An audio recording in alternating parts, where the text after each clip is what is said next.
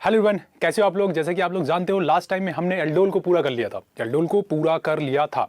तो आज हम पढ़ने वाले हैं दूसरा कार्बोनिल ग्रुप का रिएक्शन जिसका नाम है क्लेजन कंडेंसेशन, राइट। तो क्लेजन कंडेंसेशन कैसी रिएक्शन होती है जिसमें बीटा कीटो एस्टर का फॉर्मेशन होता है और रिएक्शन की इन्वॉल्वमेंट जो मैकेनिज्म होती है काफी हद तक सिमिलर है, एल्डोल जैसी ही है। न्यूक्लियोफाइल क्या करता है, प्रोटॉन को अब्स्ट्रैक्ट कर लेता है, वहां पे कार्बन आयन बनते हैं, वो दूसरे अपने सेम सब्स्टिट्यूएंट के पास अटैक करके प्रोडक्ट को जनरेट कर देता है। तो चलिए हम बात करते हैं रिएक्शन मैकेनिज्म के थ्रू समझेंगे तो हमको पता चल जाएगा कि किस तरह से क्लेजन कंडेंसेशन परफॉर्म होता है, क्लेजन क्या होता है, क्रॉस क्या होता है और इंट्रामॉलिक्यूलर क्लेजन कंडेंसेशन क्या होते हैं। इन तीनों रिएक्शन के बारे में हम जानकारी लेते हैं। चलिए बात करते हैं एग्जाम्पल के थ्रू। अगर हम मान लेते हैं हम कोई एलिमेंट लेते हैं CH3 C double bond O और यहां पे मैंने लिखा ये तो मिथाइल इथिनोएट। हमने इस तरह का कंपाउंड जो भी एस्टर डेरिवेटिव होते हैं हमेशा वो जो है आपका ये रिएक्शन परफॉर्म करते हैं। और सबसे खास बात ये है इस रिएक्शन की, सबसे खास बात ये है कि जो यहाँ पे लिविंग ग्रुप होता है ना, उसी का हम यहाँ पे न्यूक्लियोफाइल और उसी का हम कॉन्जुगेटेड सॉल्वेंट इस्तेमाल करते हैं, उसी का। यानी कि अगर हम देखें तो ये पार्ट हमारा एक लिविंग ग्रुप की तरह हमको दिखाई दे रहा है, तो इसी का हम न्यूक्लियोफाइल और इसी का हम क्या करते हैं, कॉन्जुगेट सॉल्वेंट इस्तेमाल करते हैं। जब हम इस तरह के कंपोनेंट का इस्तेमाल करते हैं तो जो हमारा प्रोडक्ट बनता है ना, इसमें हमारे पास जो प्रोडक्ट आता है CH3 C CH2 CO CH3 ये फॉर्म हो जाता है आपका, ये डेरिवेटिव आपका बीटा कीटो एस्टर बन जाता है क्योंकि इसके रिस्पेक्ट में अल्फा है और ये बीटा है और ये एस्टर है, तो बीटा कीटो एस्टर का फॉर्मेशन हो जाता है। तो बेसिक फंडामेंटल है कैसे हुआ हम ठीक है बाद में देखेंगे कैसे हुआ ये सारी चीजें, बट यहां पे क्या फॉर्मेशन हो गया, बीटा कीटो एस्टर का फॉर्मेशन हो गया। तो हम मैकेनिज्म की तरफ अगर चले तो बहुत ही सिंपल सी मैकेनिज्म होती है फॉलो इसकी। चलिए हम बात कर लेते हैं मैकेनिज्म की, ठीक है। अगर हम बात कर लेते हैं CH3 COO CH3, राइट, और यहां पे हम एक न्यूक्लियोफाइल जो अपना इस्तेमाल कर रहे हैं क्या लिखे हैं CH3O-, ठीक है, मेथॉक्साइड आयन। हम क्या करते हैं यहां पे वही सेम मैकेनिज्म फॉलो होगा, जो एसिडिक H होता है ना वही यहां से रिमूव होगा, यहां पे H है, यहां पे H है, यहां पे H है। अब ये क्या करता है CH3O- यहां से प्रोटॉन को अब्स्ट्रैक्ट कर लेगा, ठीक है, प्रोटॉन निकल जाएगा, एनायन का फॉर्मेशन हो जाएगा। यहां पे आप लोगों को पता चल गया होगा क्या कर रहे हैं हम, यहां पे ये बन जाएगा COCH3, ये आपका एनायन इंटरमीडिएट बन के तैयार हो जाएगा आपका। अब ये सेकंड स्टेप में क्या करेगा, इसका जो दूसरा मोल होगा उससे ये क्या करेगा, रिएक्शन करेगा। तो स्टेप 2 सेकंड स्टेप में क्या करेगा, देखिए यहाँ पे अगर हम इसके दूसरे मोल को लेते हैं CH3 C double bond O CH3 है। अब ये क्या करेगा, यहाँ पे न्यूक्लियोफिलिक अटैक कर देगा ऐसे, दिस वन, और this is better leaving group, ये यहाँ से रिमूव हो जाएगा बहुत सिंपली।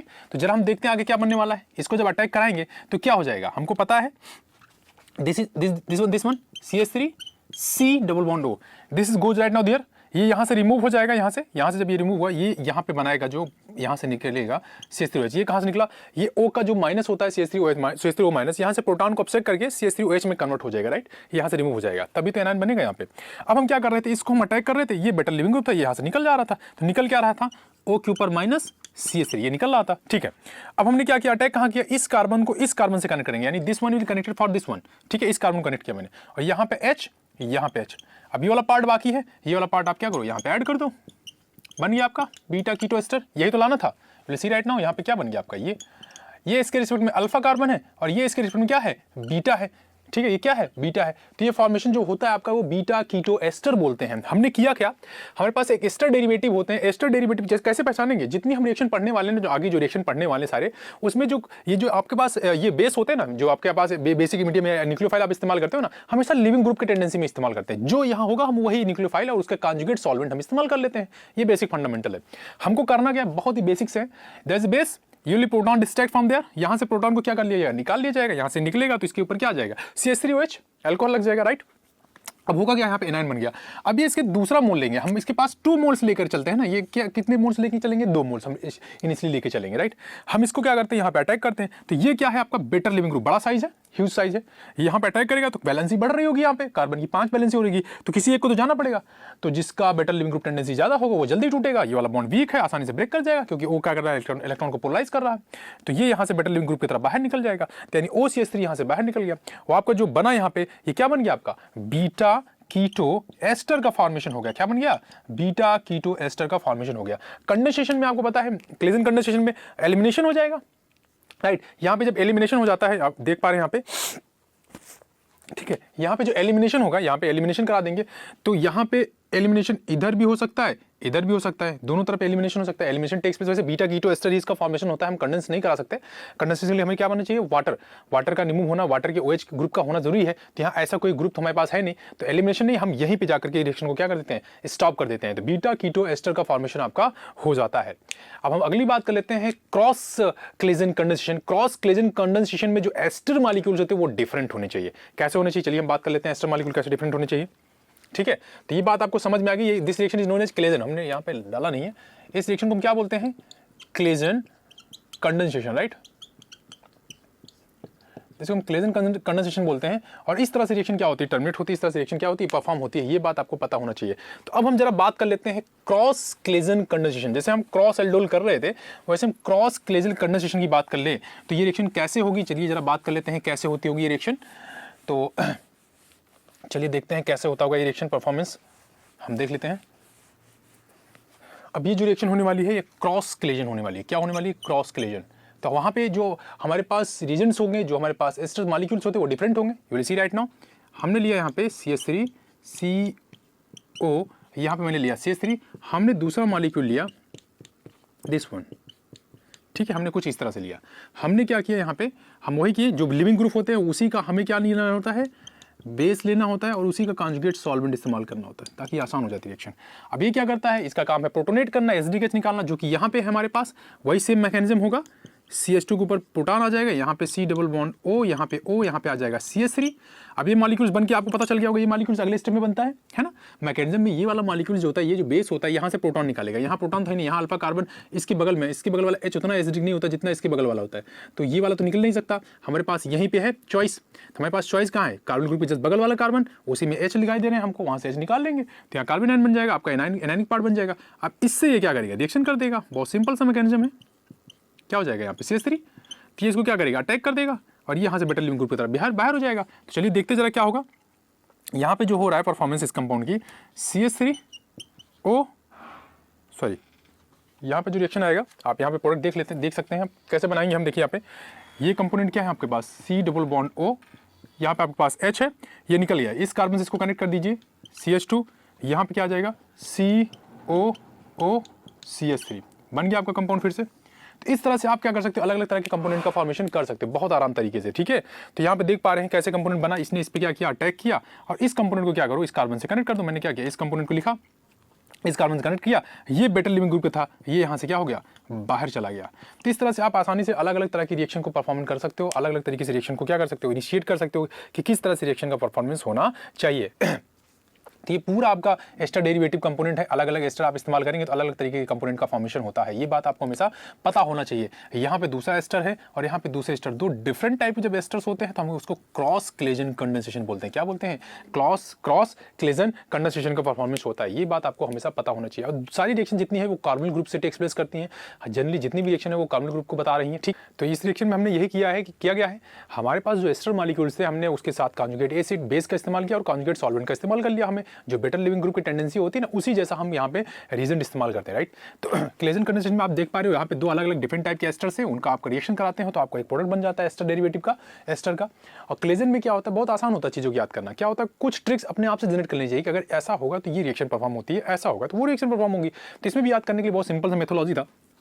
जो OCH3 है, अगर आपको सेम यहाँ पे सॉल्वेंट और आपको न्यूक्लियोफाइल दिखाई देते हैं ऐसे दो रिएजेंट के, अगर यही सेम दो मूल्य है तब भी क्लेजन होगा, लेकिन वो क्लेजन होगा सेल्फ क्लेजन जिसको बोलते हैं। अगर जो डिफरेंट हो जाएंगे तो उसको हम क्रॉस क्लेजन कंडेंसेशन बोलते हैं, राइट।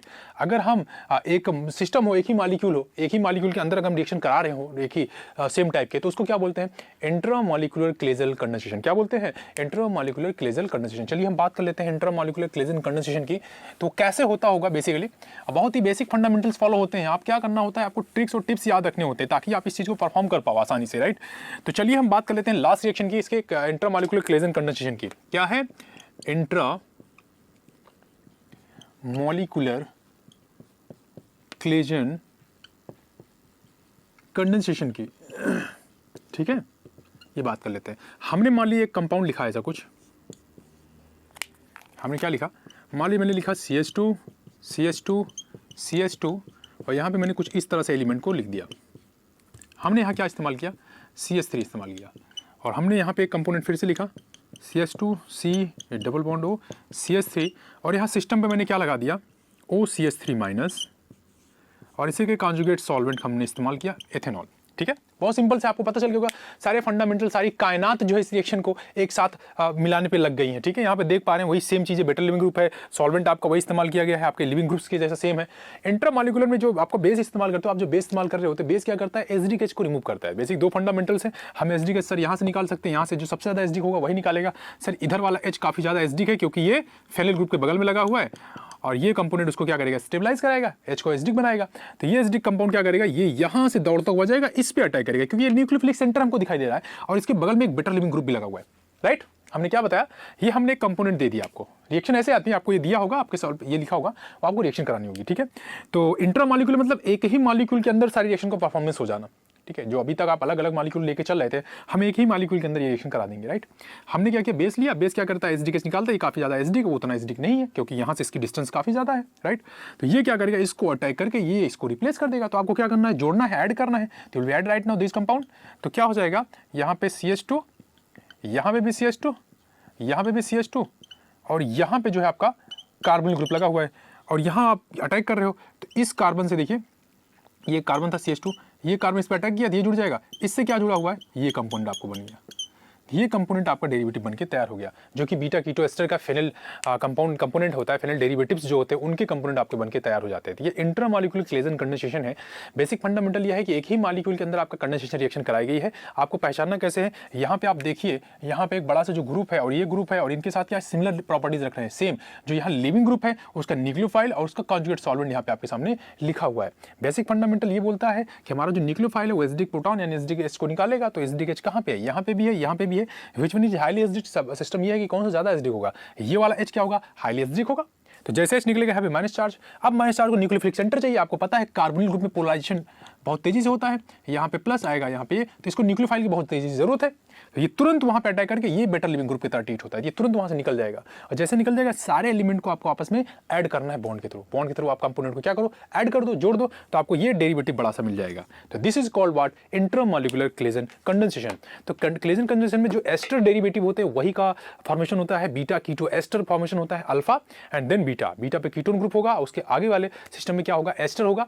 और सबसे खास बात है, क्लेजन कंडेंसेशन को पहचानने का तरीका जो होता है, जो एस्टर डेरिवेटिव होते हैं और जो एरो पे आपके लिखे जाते हैं ना, वो उसके न्यूक्लियोफिलिक पार्ट जो लिविंग ग्रुप्स होते हैं वो काफी रिलेट करते हैं, और उसी का हम सॉल्वेंट इस्तेमाल करते हैं रिएक्शन में। तो ये था आपका इंटरमॉलिक्यूलर क्लेजन कंडेंसेशन, जो कि आप इनुलेट, जो कि आप कार्बन ग्रुप से रिलेट करता है। नेक्स्ट सेगमेंट में हम दूसरे कार्बन ग्रुप की रिएक्शन की बात करेंगे, हम 1 बाय 1 सारे रिएक्शन की बात कर लेंगे। और दूसरा सबसे खास बात मैं आपको बता देना चाहता हूँ, इससे पहले जितनी मैंने 35 रिएक्शंस कराई हैं, चाहे वो रेडिकल्स की रिएक्शन बहुत सारी हो, चाहे वो कर्टियस हो, चाहे वो स्मिथ हो, है ना, बहुत सारी एमीन्स की रिएक्शन हो, गैब्रियल थैलामाइड्स हो, वो सारे हमारे वेक्टर यूट्यूब के वेक्टर के ऐप स्टोर पे पड़ी हुई हैं। आप वहां से जा करके गूगल प्ले स्टोर से आप वेक्टर एजुकेटर का एप्लीकेशन को डाउनलोड कर सकते हैं। नीट सेक्शन में सारी वीडियो 1 बाय 1 मैकेनिज्म के साथ पड़े हुए आप वहां पे देख सकते हैं। चाहे वो डार्जन प्रोसेस बात करें, चाहे वो SNI की, चाहे E1 या E2, आप बहुत सारे वीडियो को फ्री ऑफ हैं, सारे आप एक्सेस कर सकते हैं without any reason, without any hassle. Right, अगर कोई प्रॉब्लम होती है तो आप हमें कमेंट कर सकते हैं, आप हमें कोई सजेशन पास कर सकते हैं। आज का लेक्चर हम यहीं तक रखते हैं, तब तक के लिए bye bye and take care.